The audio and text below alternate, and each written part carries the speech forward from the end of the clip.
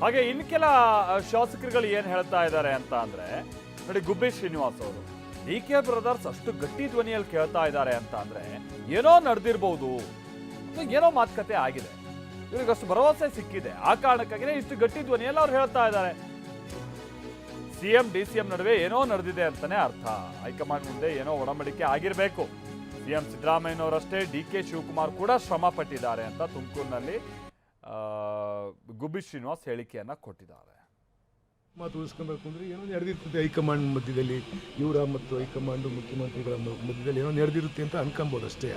ಅವರ ಮಾತಿನ ಅರ್ಥದಲ್ಲಿ ಹೇಳೋದಾದರೆ ಅದನ್ನೇನಾದರೂ ನಾವು ಅನ್ಕೊಬೋದಾಗ್ತದೆ ಅಷ್ಟೇ. ಸರ್, ಕುಣಿಗಲ್ ಶಾಸಕ ತುಂಬ ಕಾನ್ಫಿಡೆನ್ಸ್ ಆಗಿದೆ. ಗೊತ್ತಿಲ್ಲ, ಅವ್ನಿಗೇನಾದರೂ ಅದ್ರ ಬಗ್ಗೆ ಮಾಹಿತಿ ಇರಬೇಕೇನೋ, ಅದಕ್ಕೆ ಕಾನ್ಫಿಡೆನ್ಸ್ ಆಗಿರ್ತಾನೆ. ನನಗೇನು ಮಾಹಿತಿ ಇಲ್ಲ, ನನಗೇನು ಕಾನ್ಫಿಡೆನ್ಸ್ ಇಲ್ಲ. ಮುಖ್ಯಮಂತ್ರಿಗಳು ಎಷ್ಟು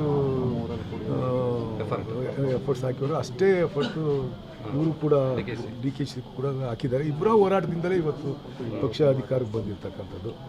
ಅದರಲ್ಲಿ ಆ ವಿಚಾರವಾಗಿ ಮುಖ್ಯಮಂತ್ರಿ ಮಾಡ್ತಕ್ಕಂಥ ಸಂದರ್ಭದಲ್ಲಿ ಅವರಿಬ್ಬರ ನಡುವೆ ಮತ್ತು ಹೈಕಮಾಂಡ್ ನಡುವೆ ಏನು ಒಡಂಬಡಿಕೆ ಏನೋ ಆಗಿರ್ಬೋದೇನೋ ಗೊತ್ತಿಲ್ಲ. ಸುರೇಶ್ ಅವರು ಮಾತಾಡ್ತಕ್ಕಂಥದ್ದು ಕೆಲವೆಲ್ಲ ನೋಡಿದಾಗ ಏನೋ ಆ ಒಡಂಬಡಿಕೆ ಆಗಿರ್ಬೋದೇನೋ ಗೊತ್ತಿಲ್ಲ ನನಗೆ.